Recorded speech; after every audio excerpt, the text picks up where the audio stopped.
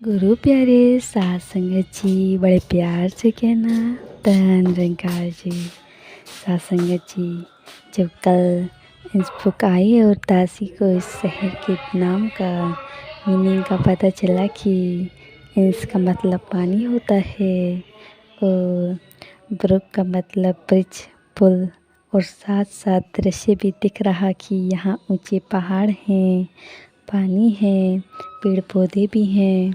मौसम में भी इतना परिवर्तन हो जाता है कि सर्दियों में तो सारी जगह बर्फ़ से ढक जाती है और गर्मियों में इतनी गर्मी की थोड़ी देर भी धूप में जा रही हैं तो त्वचा पर धूप की तपत बहुत तेज़ महसूस हो रही थी। धरती के ऊपर भी जब हम गौर करते तो एकत्व ही दिखता है।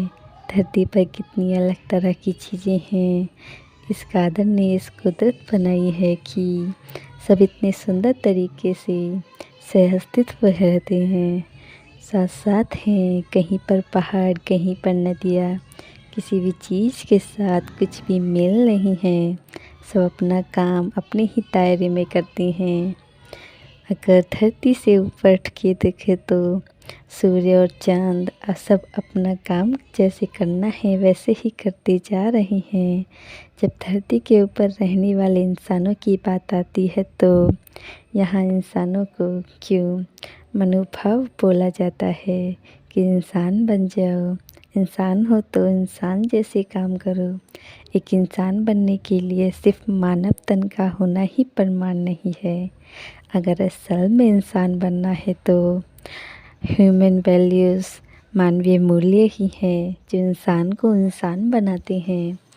हम फिल्म इंडस्ट्री में देखते हैं कि एक इंसान का पर्सनल लाइफ में पर्सनैलिटी अलग होती है, पर जब वो मूवी में कैरेक्टर प्ले कर रहा होता है वह पूरी तरह मूवी में वैसा ही बनकर रहता है जैसे उसे डायरेक्टर कहता है। हमने अच्छाई को सिर्फ प्ले ही की तरह नहीं करना, उसको जीना है। वो जो 2.5-3 घंटे की मूवी उस कैरेक्टर की पूरी ज़िंदगी दिखाती है, वैसे ही पूरी ज़िंदगी के लिए एक अच्छाई हमारे अंदर तभी रह सकती है जब इस परमात्मा को अपने मन में बसा लें, मन में परमात्मा के लिए प्यार हो। जैसे कि पवित्र ग्रंथों में भी प्रेम भक्ति की बात आती है। इस परमात्मा से प्यार करना है और सिर्फ बात इस परमात्मा तक की नहीं, इस परमात्मा की बनाई पूरी दुनिया, पूरी कायनात से प्यार करना है। अक्सर हम यह भी सोचते हैं कि जिनको हम जानते हैं वे लिमिटेड परिवार के सदस्य हैं, तो भी हम किसी न किसी वजह से हर एक से प्यार नहीं कर पाते। किसी के स्वभाव में हमें कुछ गलत लगता है और हम उसके लिए भी अपने मन में एक दृश्य दीवार बना लेते हैं। अगर हम कुछ चंद ही सदस्य के साथ प्यार नहीं बना सकते तो इतना स्ट्रांगली ये बात कहना ही पूरे संसार को आप एक्सेप्ट करो। पूरे संसार की जितनी भी भिन्नताएं हैं सभी को एक्सेप्ट कर कि उनसे भी प्यार करो। तो अक्सर सुनने में लगता है कि यह पॉसिबल कैसे होगा, ये संभव है, सिर्फ कोई किताब बात नहीं है। जब परमात्मा से प्यार हो जाता है तो इसके बनाए हुए हर किसी इंसान से, हर चीज़ से फिर उतना ही प्यार हो जाता है, क्योंकि यह समझ में आ जाता है कि जो परमात्मा हमारे अंदर है, हमारे बाहर है, यही परमात्मा सृष्टि के कण कण में और दूसरे व्यक्ति के अंदर भी है। गुरसिक नू ना नू जाग गुरसिक मिल दे, देख के जाग जड़ जान देना। इस परमात्मा का निवास हर एक में है। फिर वो एक दूसरे को देखकर मन को खुशी भी मिलती है। फिर हर कोई चीज़ को जीवन में हम कर रहे हैं यह मानकर कि इसकी रज़ा में हो रहा है। परमात्मा ने जो दिया है बेस्ट दिया है। इस समय हमें जिस चीज़ की ज़रूरत थी वो मिल गई, तो भी इसने सही समय पर दी। अगर नहीं मिली तो हमारी बेहतरी के लिए नहीं मिली। थोड़ी देर बाद भी मिले तो वह सही समय होगा। हर समय इस परमात्मा के रंग में रंगे रहते हैं। जैसे आज जिक्र भी हो रहा था राधा का, गोपियों का, वे प्यार से नृत्य कर रहे हैं, भजन भी गाए जा रहे हैं। ये सब भक्त की प्रेमा भक्ति की ही एक अवस्था है। अपने जीवन के हर पल में जब हम प्यार बसा लेंगे तो हर एक से प्यार करना भी पॉसिबल हो जाता है। संसार की कोई भी वस्तु कुछ भी स्थिर नहीं है। हर समय वक्त बदलता रहा है। अभी दिन है, फिर रात है, हालात अभी कुछ हैं, कुछ समय बाद कुछ और होंगे। हर चीज़ इतनी स्थिर है कि कोई चीज़ अपनी जगह पर हमेशा के लिए कायम दायम नहीं है। तो इस अस्थिर दुनिया में स्थिर कैसे हुआ जा सकता है? मन में हमेशा के लिए आनंद, शांति, धीरज को कैसे महसूस किया जा सकता है? क्योंकि इंसान में तो हर तरह के इमोशंस हैं। इमोशंस जहाँ इंसान को इंसान बनाते हैं, वही इमोशंस को हमने अपने ऊपर हावी नहीं होने देना। एक नेचुरली बात है कि अचानक से कोई ज़ोर से चिल्ला देगा तो डर लगेगा, कोई हंसी की बात करेगा तो हंसी भी आ जाएगी। जहाँ जो आनंद की अवस्था की बात हम करते हैं वो सुख और दुख से ऊपर की अवस्था है। वो एक शक्ति रहित लगाव की बात होती है कि जिस समय जो कुछ पास है उसको उस समय एंजॉय कर गए, फिर उसे इतना लगाव नहीं लगा रहने की उसका ना होना हमें परेशानी दे।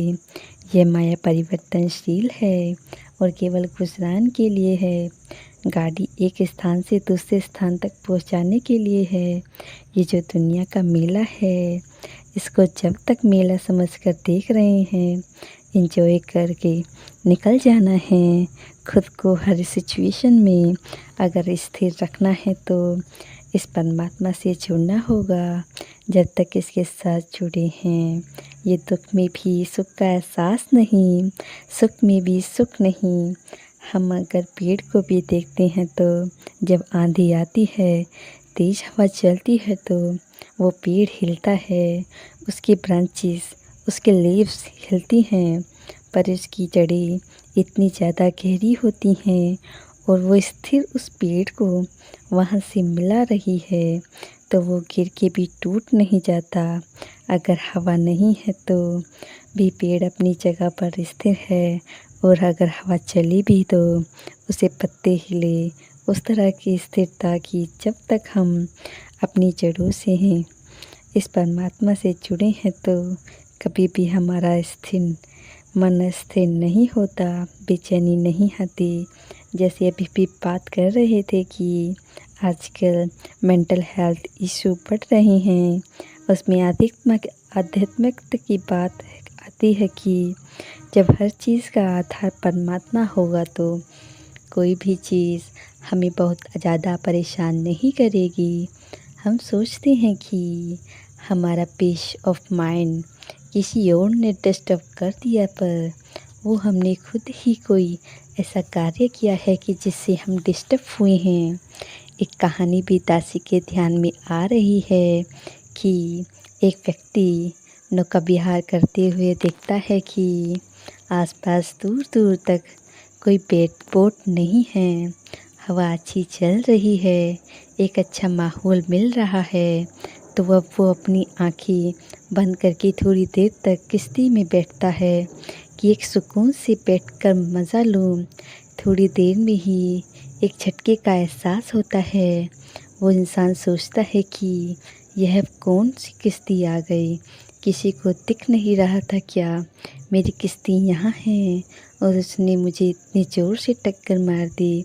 और वो उसी गुस्से को जाहिर करने के लिए जैसे ही आंखें खोलता है तो देखता है वहाँ कोई किश्ती नहीं, उसकी बोट एक पत्थर से जा टकराई और इसलिए झटका लगा।